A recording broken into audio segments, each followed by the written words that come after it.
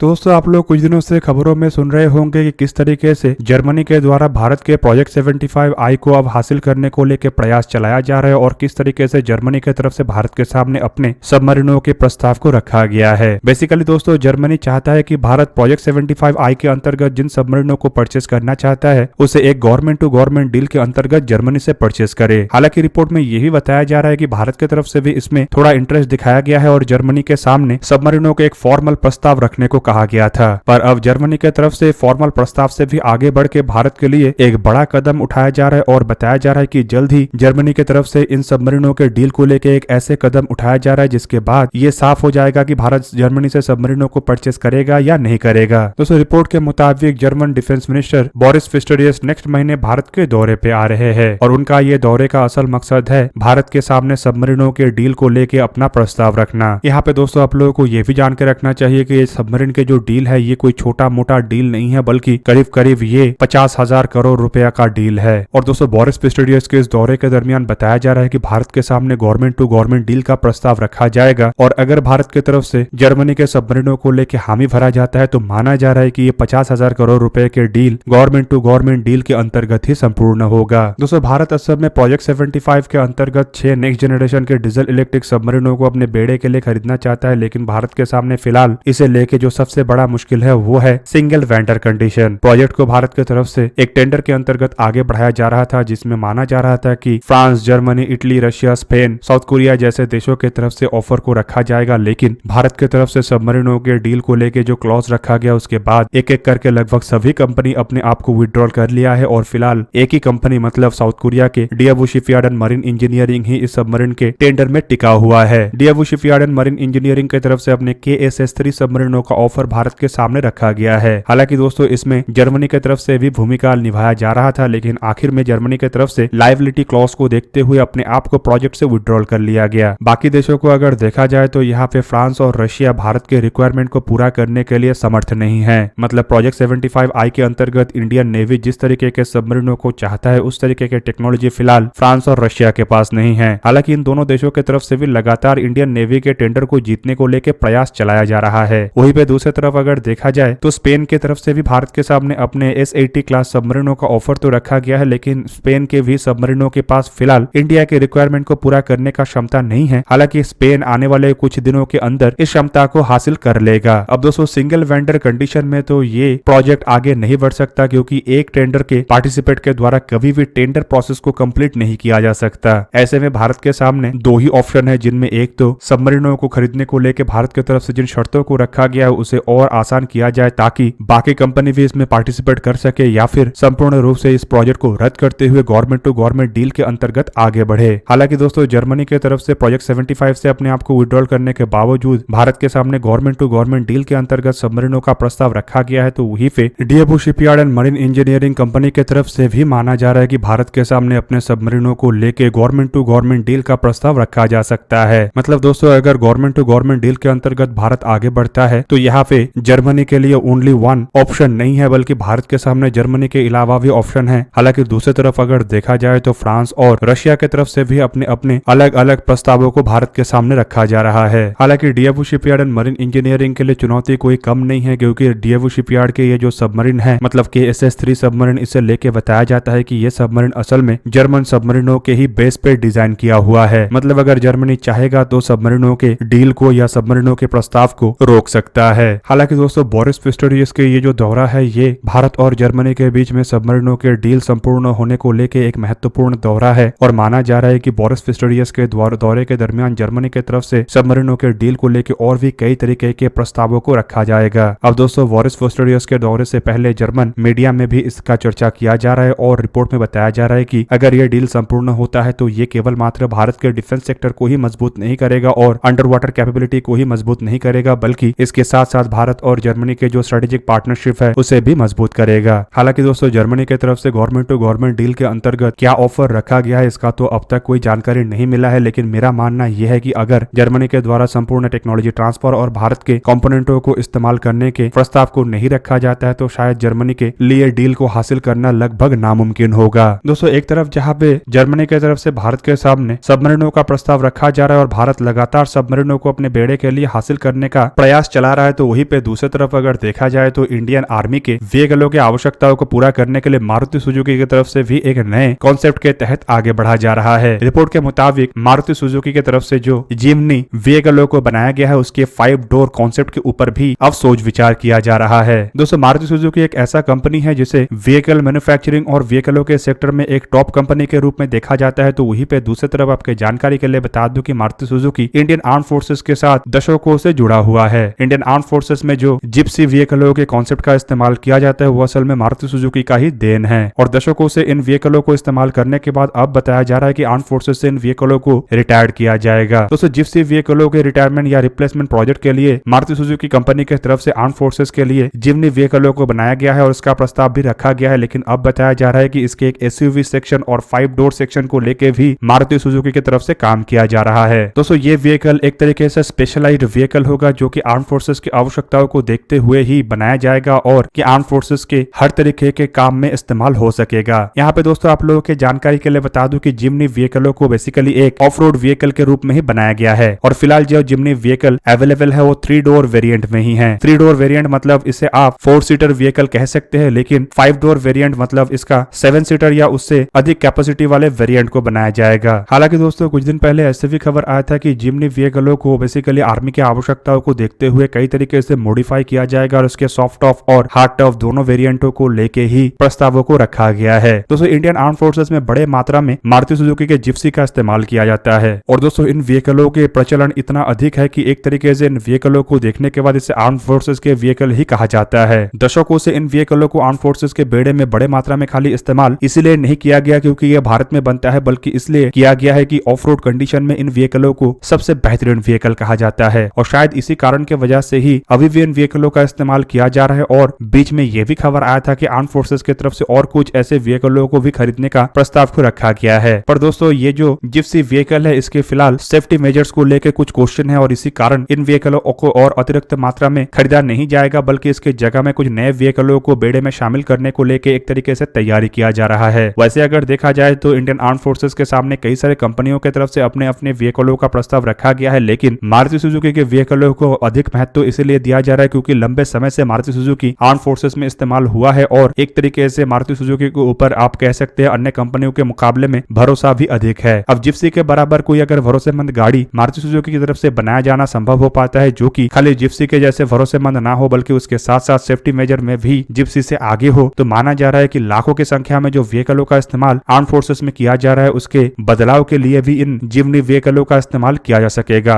अब दोस्तों 3 seater variant already बना हुआ है जिसके कारण एक तरीके से आप कह सकते हैं कि इन व्हीकलों के दावेदारी मजबूत है, तो वहीं पे अगर इसके 5 सीटर व्हीकल बनता है तो दावेदारी और अधिक मजबूत होगा। 5 सीटर व्हीकलों को लेकर बताया जा रहा है कि ये आकार में थोड़ा बड़ा होगा और एसयूवी क्लास का होगा, हालांकि 3 सीटर वेरिएंट जो है वो जिप्सी के आकार का ही है। वहीं पे दोस्तों फिलहाल मारुति सुजुकी के सामने चुनौती महिंद्रा जैसे कंपनी का भी है क्योंकि महिंद्रा कंपनी की तरफ से भी कई सारे ऑफ रोड व्हीकलों को बनाया गया है और आर्म फोर्सेस के सामने लगातार इन व्हीकलों का प्रस्ताव रखा जा रहा है। और इसके अलावा खाली देखा जाए तो भारतीय कंपनियों से ही चुनौती नहीं है बल्कि कई सारे विदेशी कंपनी भी अपने अपने गाड़ियों का ऑफर आर्म फोर्सेस के सामने रख रहा है और इवन इन व्हीकलों को भारत में मेक इन इंडिया इनिशिएटिव के अंतर्गत संपूर्ण टेक्नोलॉजी ट्रांसफर में भारत में ही निर्माण करने का भी प्रस्ताव रखा जा रहा है।